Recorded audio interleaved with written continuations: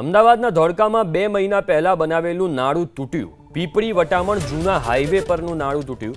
પીપળી વટામણ જૂનો હાઈવે બંધ કરાયો। ભોગાવો નદીના પાણીના પ્રચંડ પ્રવાહમાં નાળું તૂટી ગયું છે। તમે સ્ક્રીન ઉપર જોઈ રહ્યા છો જે નાળું છે એમાં તિરાડ પડી ગઈ છે, જેના પગલે જે હાઈવે છે, જૂનો હાઈવે છે, એ બંધ કરવામાં આવ્યો છે। અમદાવાદના ધોળકામાં 2 મહિના પહેલા જ આ નાળું બનાવવામાં આવ્યું હતું। અમદાવાદ ગ્રામ્યમાં પડેલા ધોધમાર વરસાદને કારણે પીપળી અને વટામણને જે જોડતો જૂનો મુખ્ય માર્ગ છે ત્યાં હાલમાં આ જે એક બ્રિજ છે તે બ્રિજ એક નાળા બ્રિજ છે તે તૂટી ગયો છે। હાલમાં આ સીધા દ્રશ્યમાં જોઈ શકાય છે કે અહીં જે નદીનો ધસમસતો પ્રવાહ હોય તેવી રીતે અહીં જે વરસાદી પાણીનો ધસમસતો પ્રવાહ આવી રહ્યો છે અને આ વરસાદી પાણીના જે ધસમસતો પ્રવાહ છે તેની અંદર જે આ નાળા બ્રિજ હતો, નાળા પુલ હતો, તેના નીચેના જે પાયા હતા તે પાયામાંથી જમીન ખસી ગઈ હતી, જમીન ધોવાઈ ગઈ હતી અને જમીનનું ધોવાણ થતાં જે આ સમગ્ર બ્રિજ છે તે હાલમાં બેસી ગયો છે। અહીં જોઈ શકાય છે કે આ બ્રિજમાં અંદાજિત 1 થી 1.5 ફૂટ જેટલો તિરાડ પડી ગઈ છે અને તિરાડમાં આ પાયા અને કોન્ક્રીટનો જે આખો બ્રિજ છે તે નીચે બેસી ગયો છે અહીં અને અહીંથી ધસમસતો જે પાણીનો પ્રવાહ છે તે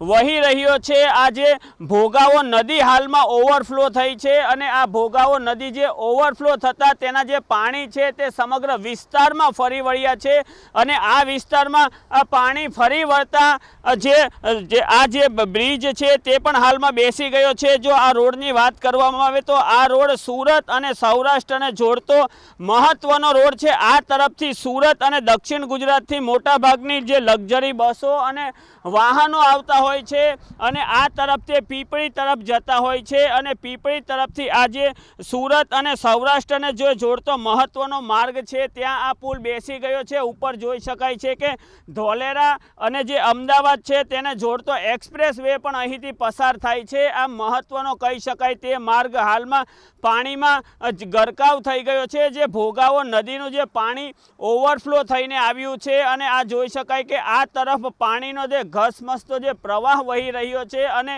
એવા દ્રશ્યો સર્જાયા છે જાણે કે ભોગાવો નદી અહીંથી પસાર થતી હોય તેવા દ્રશ્યો સર્જાયા છે। જે આ નાળા બ્રિજ છે તેની નીચેનો ભાગ છે તે ધોવાઈ જતા એક તરફનો પુલ નીચે બેસી ગયો છે। આપણી સાથે સ્થાનિક લોકો છે, આપણે સ્થાનિક લોકો સાથે વાત કરીશું કે આ જે બ્રિજ તૂટી પડતા અને સમગ્ર વિસ્તારમાં જે પાણી ફરી વળતા હાલમાં જે આજુબાજુના ગામડાઓની શું સ્થિતિ છે, કારણ કે ભોગાવો નદીનું જે આ પાણી છે તે સમગ્ર વિસ્તારમાં ફરી વળ્યું, કેટલા ગામડાઓ પ્રભાવિત છે અને હાલમાં શું સ્થિતિ?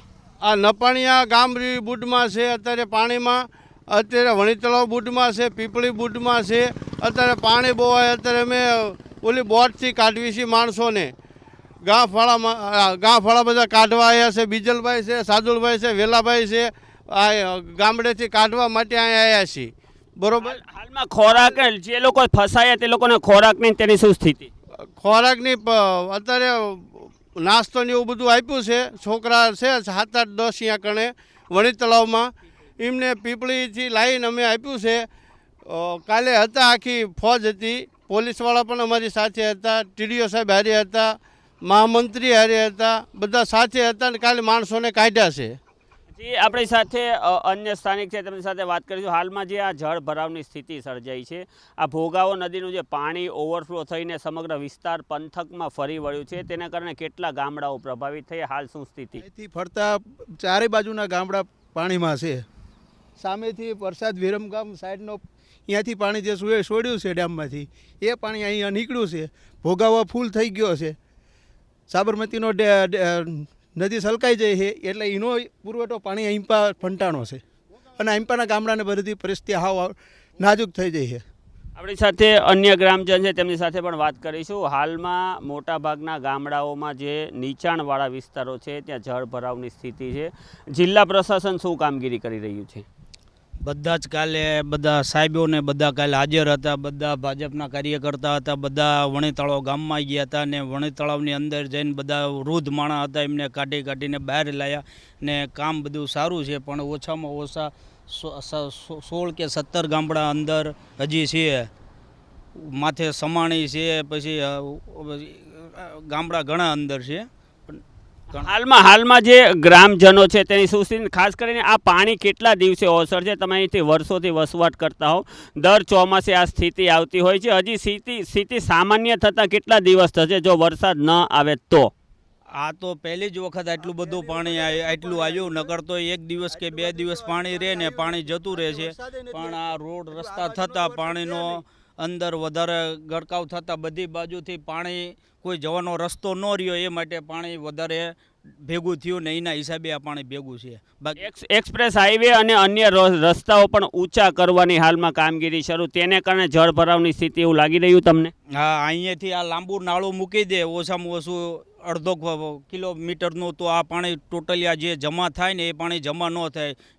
જેટલી આવક આવે એટલી આવક પાછળ નીકળી જાય, તો આટલી બધી પરિસ્થિતિ ખરાબ ન થાય.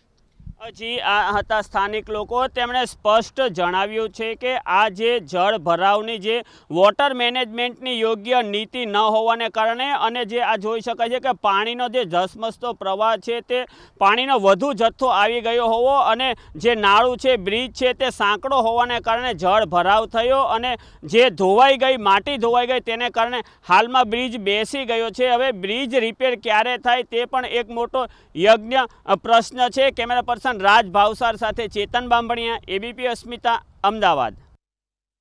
પાણી ખૂબ જ વધી ગયું છે. અમારું જે નોર્મલ પાણી હોય એના કરતાં વધારે, પાછું અહીંયા પણ બાજુમાં એક્સપ્રેસ વે ને બધું છે, એટલે એના લેવલથી ઉપર વધી શકાય એવું નથી. એટલે પાણીના અસામાન્ય પ્રવાહના કારણે બેસી ગયું છે. એટલે હવે અમે એને રિકન્સ્ટ્રક્ટ કરીશું તો ટૂંક જ સમયમાં. પાણી થોડું ઓછું થઈ જાય એટલે ખ્યાલ આવે નીચેની સપાટીને નુકસાન પહોંચે, પછી એને ફરીથી બાંધી દઈશું. કન્સ્ટ્રક્શન બરાબર, પણ પાણી અસામાન્ય રીતે આવી ગયું છે. જે સામાન્ય રીતે આટલું બધું પાણી જનરલી હોતું નથી. આગળ પણ બ્રિજ છે, પણ આ અસામાન્ય પાણી આવી જવાના કારણે જ આવું થયું છે. બ્રિજનું થોડો જે સ્લેબ છે નીચે બેસી ગયો છે, કારણ કે નીચેનું સ્કાવરિંગ થઈ ગયું છે. ખાસ કરીને પાણી વધારે પ્રમાણમાં આવી ગયું, એને જરા ધોઈ નાખી છે નીચેની સપાટી. બાકી રસ્તો એવો ને એવો જ છે, ઉપરની સપાટી પણ એવી ને એવી છે, એમાં કોઈ ડેમેજ નથી. આ રસ્તો એવો ને એવો જ છે, જસ્ટ ખાલી એ પાણીના કારણે કદાચ થઈ ગયું છે, કાઢીને ફરીથી કરી.